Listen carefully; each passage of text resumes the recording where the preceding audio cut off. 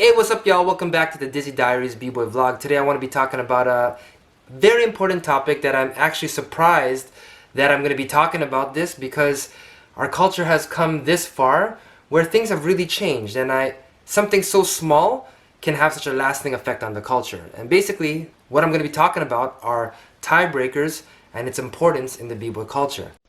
I'm Dyzee, a 12-time 13-time world champion, a Threadz pioneer, a global B-Boy activist, and you're watching the Dyzee Diaries B-Boy vlog!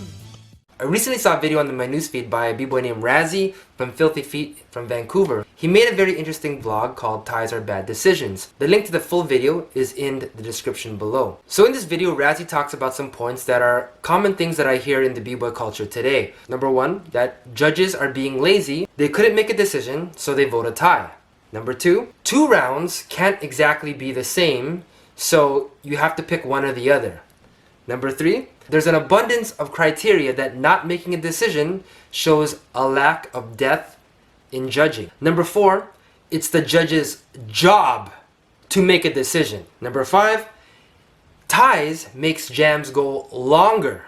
Number 6, ties gives an unfair advantage to competitors who don't have to do tiebreakers. Number 7 is tiebreakers just complicates everything for judging, so just don't vote ties. While I do agree with some of these points, because they are good points, a big part of me sees things from a totally different perspective. I come from a generation that was before competitions. I just want to make healthy discussions, and I want to bring up some other points. So, based off Razzie's 7 points, and the 7 points that you hear in the B-Boy community today, let me just provide an alternative way of thinking. Now, in the description below is going to be a link to my blog where I go through each one of these things very detailed, but for this one I'm just breaking down the points. Number 1, in some judges' expert opinions, it should go an extra round. Myself and a lot of other people that I know, we have very specific criteria. We take judging seriously, and we have a lot of criteria that we go through. Sometimes a battle is so close. Yes, some people have won objectively in one area,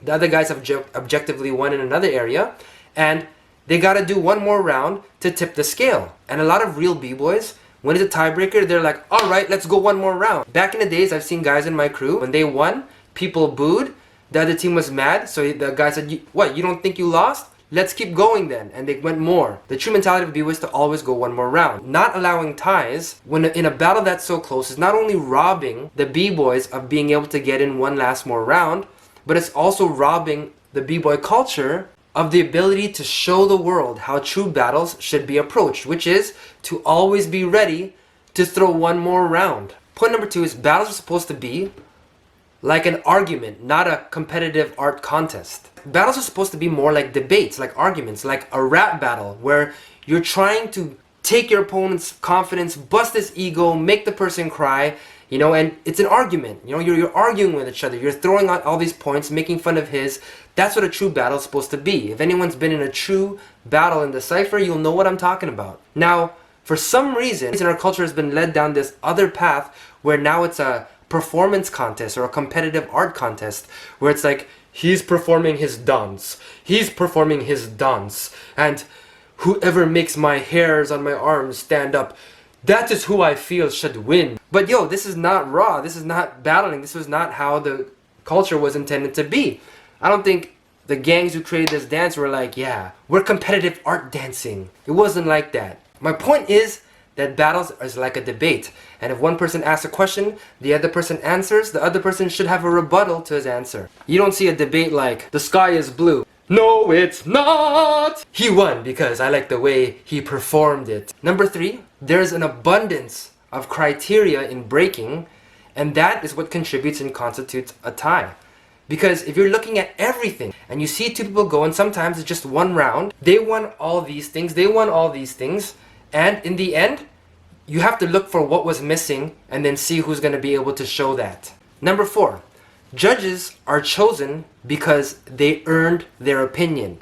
So it's not like you're taking on these judges like, you, judge, it's your job now, mother... No, we hire judges because this is a culture that's based off skills, reputation, getting your proper respects, and leaving legacy. We should be hiring judges because of those 4 things.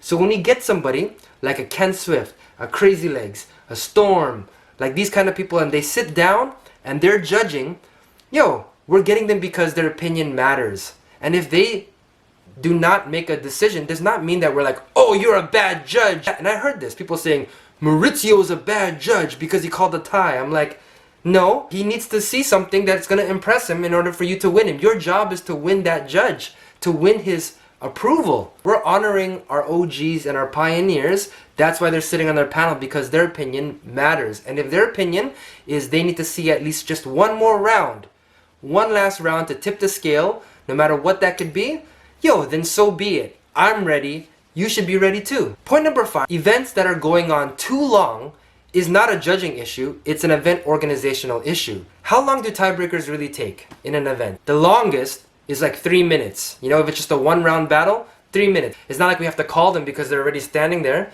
45 seconds, a minute and a half, 30 seconds for the judge to talk, tally up scores. The most is 3 minutes. If you have 10 tiebreakers in an event, that's a total of 30 minutes. 30 minutes in an event is nothing. A good event organizer should schedule at least an hour to 2 hours extra in case the event runs over time. But these tiebreakers are what makes battles so dope. When the battle's close and it's like it could go either way, and then it goes one more round because somebody needs to see something more, so be it. That's what makes it dope. Saying that it makes events drag on longer, it's not that. It's poor organization, bad scheduling, making it top 32, and yeah, that's what makes it longer. Number 6 is real B-boys are willing to go an extra round to prove that they won, right? We're down to go that extra round in a battle, but just make it just one last tiebreaker. For the sake of, you know, judging in the B-boy community, let that one last tiebreaker be the one that tips the scale, and that's it. Because you don't want to make 5, 10, 20 tiebreakers, of course. But at least one tiebreaker, there's nothing wrong with that. You know, tiebreakers are important because it makes the younger generation know that they have to work and make more. And they're going to learn to approach battles like how they approach ciphers too, which is to always have extra arsenal in their back pocket. So finally, point number 7 is that it's the job of the organizers to make the rules. If you're an organizer and you're really part of the B-boy community, you should be taking your time to really thoroughly write out the rules according to judges, tiebreakers, all these things. Put it onto your event page so that all the participants can see exactly what are the rules and how your event is different from all the other events. We gotta stop making a one-size-fits-all for every single event, saying no ties, no ties, no ties.